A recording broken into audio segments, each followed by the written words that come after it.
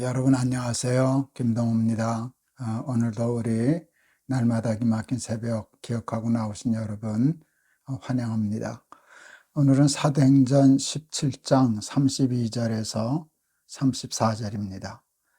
저희가 죽은 자의 부활을 듣고 혹은 기롱도 하고 혹은 이 일에 대하여 내 말을 다시 듣겠다 하니 이에 바울이 저희 가운데서 떠나매 몇 사람이 그를 친하여 믿으니 그중 아레오바고 관원 디오누시오와 다말이라 하는 여자와 또 다른 사람들도 있었더라. 아멘. 초대교회 사도들은 가는 곳마다 예수님의 부활을 전파하였습니다. 이유는 하나입니다. 보았기 때문입니다. 예수님의 부활을 직접 목도했었기 때문입니다. 안 믿을 수가 없었습니다. 두 눈으로 부활하신 예수님을 보았으니 그 부활하신 예수님을 전하지 않을 수가 없었습니다. 부활을 전파함으로 사도들이, 제자들이 얻은 인간적인 유익은 하나도 없습니다. 때문에 무엇을 바라고 무엇을 얻기 위하여 자기의 유익을 위해서 예수님의 부활을 전파했을 이유는 하나도 없습니다. 예수님의 부활을 전파함으로 저들이 얻을 수 있었던 것은 미친 사람 취급받는 것입니다. 사기꾼 같은 대접받는 것입니다. 오늘 여기도 보면 기롱했다, 희롱하고 놀렸다는 것이지 아니지 않습니까? 저거 제정신 맞아? 사람이 죽었다 어떻게 살아? 저 미친 사람 아니야? 뭐 그런 얘기 들었다는 뜻이겠죠. 기롱당하고 희롱당하는 것, 무시당하고 업신여기 당하는 것도 문제이지만 여러분 그것도 핍박도 받고 옥에도 갇히고 매도 맞고 나중엔 결국은 순교도 당하지 않았습니까? 사실은 순교도 어렵고 핍박도 다 어렵지만 여러분 희롱당하는 것도 이렇게 만만치 않습니다. 무시당하는 것. 비유가 될는지 잘 모르겠지만 저 예비군 할 때가 있었잖아요. 제가 부목사하고 그럴 때 예비군 하는데 거기 예비군 대장하는 분이 목사님들 예비군 그 훈련 시간에 강의 1시간씩 하면 그 후로 목사님들은 그 훈련을 대신한다고, 그래서 훈련 받는 것보다는 그 설교하고 강의하는 게 낫겠다 싶어가지고 한두 번 갔었습니다. 그때 제가 영락교회가 있었을 때인데 그때 예비군들이 그때는 그 스카라 극장이라는 게 있었는데 지금도 있는지 모르겠습니다. 그 극장에서들 이렇게 모아놨어요. 아이고 다시는 안 가겠다고 다짐했습니다. 쳐다보지도 않고 떠들고 잡담하고 휘파람 불고 그런 데서 1시간 강의를 한다는 게 아이고야 훈련 받는 게 몇 배나 낫겠다. 그 얼마나 힘든 일인지 모릅니다. 근데 예수님의 제자들 사도들이 여러분 예수님의 부활을 얘기할 때 그걸 귀담아 듣고 감동하는 사람이 몇이나 있었겠습니까? 기롱하고 미친 사람 취급하고 무시하고 따돌리고 그런 속에서도 끈질기게 예수님의 부활을 전파하였습니다. 여러분 거기서 끝나는 게 아니라 앞에서도 말씀한 것처럼 매도 맞고 옥에도 갇히고 착고에도 채이고 나중에는 순교까지 당하지 않았습니까? 그럼에도 불구하고 저들은 끊임없이 예수님의 부활을 전파했습니다. 저는 이 사실만 보면서도 예수님의 부활이 사실이다 하는 확신을 얻게 되었습니다. 저들이 부활을 전파하는 것을 통해서 얻는 유익이 있었다면 의심해 볼 만했었습니다. 자기 뭘 얻으려고, 인기를 얻으려고, 무엇을 얻으려고 믿지도 않는 부활을 거짓말할 수도 있겠구나 이렇게 생각할 수 있었지만 여러분 그렇지 않았습니다. 그리고 또 저들이 다 정신적으로 좀 병이 있고 이상하고 그런 사람이었다라고 하면 믿을 수 없었는데 정상적이고도 너무 정상적이지 않았습니까? 훌륭한 삶을 살았던 사람들 아닙니까? 그런데 핍박과 환난과 기롱을 당하면서도 끊임없이 예수님의 부활을 전파하는 것을 보면서 저들이 정말 예수님의 부활을 목도했구나라고 하는 확신을 얻게 되었습니다. 여러분 기독교 신앙에 있어서 가장 중요한 핵심은 부활입니다. 기독교는 부활의 종교입니다. 여러분 우리는 다시 부활할 것을 믿는 영생을 믿는 신앙을 가지고 있습니다. 제가 이제 날기세 하면서 자주 인용했던 그 책이 있는데 폴 틸릭이라고 하는 분이 쓴 존재의 용기라는 책입니다. 인간답게 살기 위해서 꼭 필요한 것 중에 하나가 용기입니다. 여러분, 용기를 잃으면 인간답게 존재할 수가 없어요. 근데 사도들은 용기가 있었잖아요. 근데 그 용기의 근거는 부활의 신앙이었습니다. 부활을 믿었기 때문에 잠시 당하는 고난과 핍박과 그것을 이겨낼 수 있었습니다. 현재의 고난은 장차 받을 영광과 좋게 비교할 수 없도다 하고 꿋꿋이 여러분 불하지 아니하고 그 핍박을 이겨냈는데 용기, 진정한 삶의 용기가 부활신앙에서 왔더라고요. 여러분, 세상은 골리앗만 하고 우리는 그 앞에선 무장도 할 수 없는 어린 다윗과 같습니다. 여러분, 그래서 세상이 참 무섭습니다. 우리는 약하고 세상은 강하기 때문에. 세상의 무서운 것 중에 가장 무서운 것이 뭘까요? 우리 인간에게 있어서 가장 무서운 건 죽음입니다. 그런데 여러분, 그 무서움 때문에 우리는 용기를 잃어버립니다. 그 무서움 때문에 비겁해집니다. 비굴해집니다. 등 보이고 도망갑니다. 그래서 삶의 전쟁에서 승리할 수가 없습니다. 그런데 부활을 믿는 사람들은 죽음을 뛰어넘습니다. 이제 우리 이번 주일이 부활 주일인데 저도 우리 높은 뜻 교회에 가서 한 교회에 가서 그 주일 설교를 하게 되었습니다.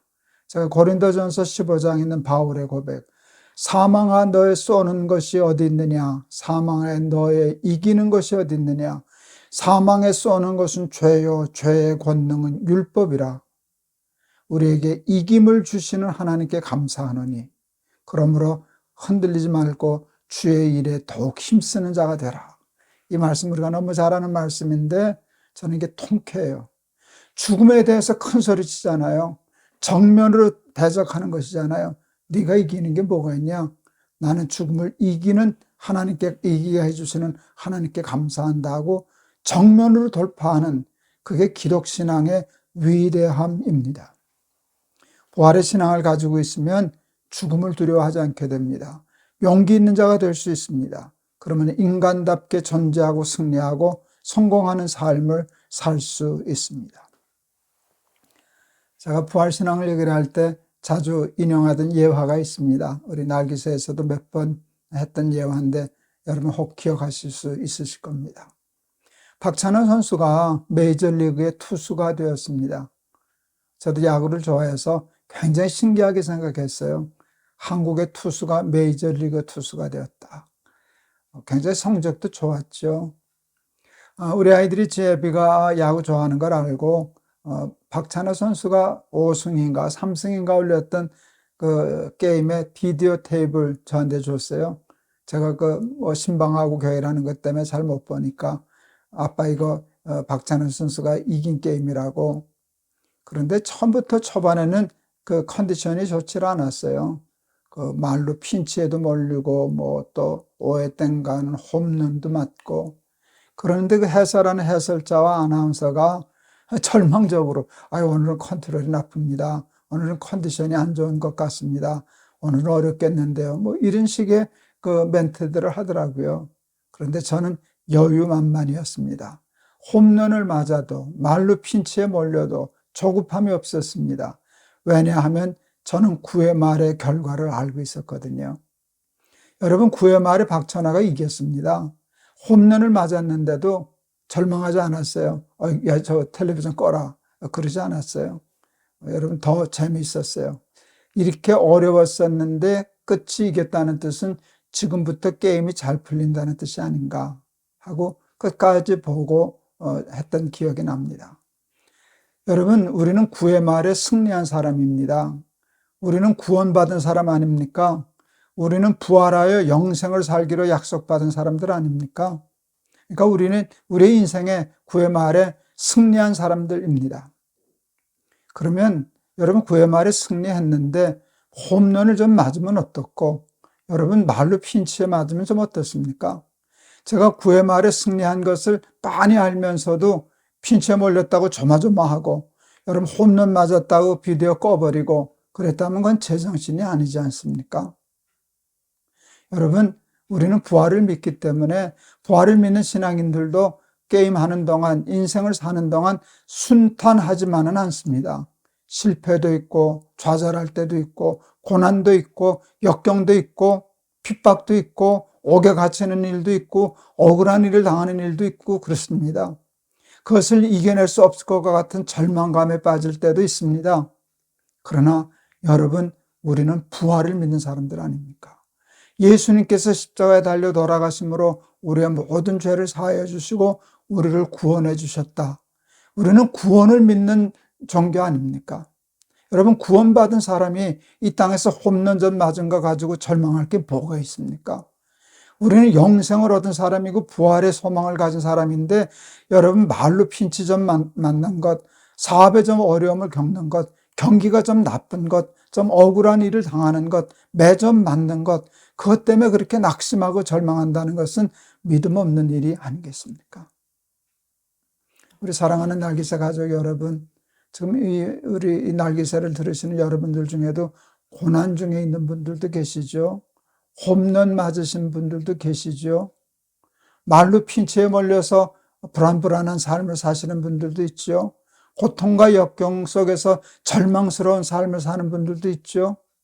현재의 고난은 장차 받을 영광과 좋게 비교할 수 없도다.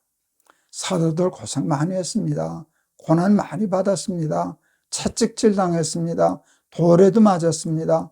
기롱당했습니다. 무시당했습니다. 업신여긴 당했습니다. 가난했습니다. 그래도 저들은 조금도 굴하지 않았습니다. 그리고 담대히 누가 뭐라든 부활을 전파했습니다.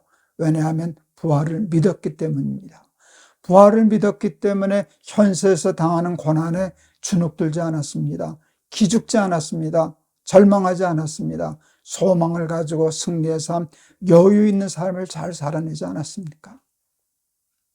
우리는 부활을 믿는 사람들입니다. 고난당할 때 부활하신 예수님을 바라보실 수 있기를 바랍니다. 그리고 사도들이 그 상황 속에서도 끊임없이 부활을 전파했던 그 사실을 기억하실 수 있기를 바랍니다. 여러분들도 부활을 믿으시고 부활을 전파하시기를 바랍니다. 부활을 전파하는 것은 무엇으로 전파하는가? 고난당하고 역경 속에 있으면서도 절망하지 않고 초조해하지 않고 원망하지 않고 불행해하지 않는 것으로 세상 사람들에게 부활의 증인들이 되실 수 있기를 바랍니다. 저는 성경을 읽으면서 사도들이 그 고난과 핍박과 역경 속에서도 굴하지 아니하고 복음을 잘 전하는 모습을 보면서 부활을 확신할 수 있었습니다. 우리도 사도들처럼 그렇게 살면 여러분 세상 사람들이 우리를 통해서 예수님의 부활을 믿고 자신의 부활도 인정하고 소망 가운데 승리하는 삶을 살아가지 않겠습니까? 부활의 신앙을 가지고 어떤 고난 중에도 여러분 승리하는 삶을 살고 그 삶을 통하여 많은 사람들에게 사도들처럼 예수님의 부활을 증거하면서 증인된 삶을 사는 우리 사랑하는 날개새 가족들 다 되실 수 있기를 주의 이름으로 축원합니다. 하나님 부활절을 앞두고 있습니다. 우리는 부활을 믿습니다. 부활을 믿는다면, 정말로 믿는다면 고난당하는 것, 핍박당하는 것, 기롱당하는 것, 매맞는 것, 억울함을 당하는 것, 죽임을 당하는 것까지도 하나님 뛰어넘을 수 있는 믿음이 생길 줄을 믿습니다.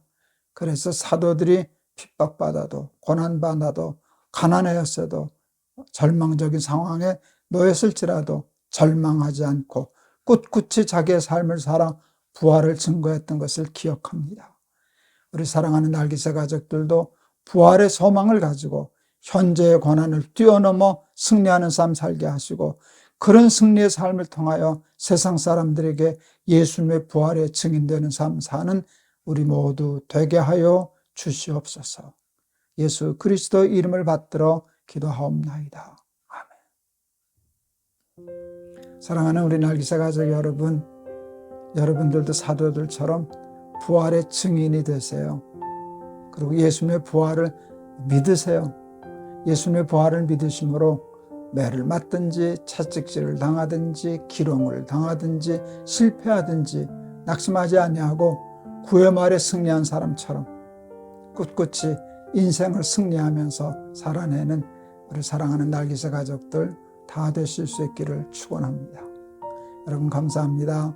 내일 또 뵙겠습니다. 여러분 사랑합니다.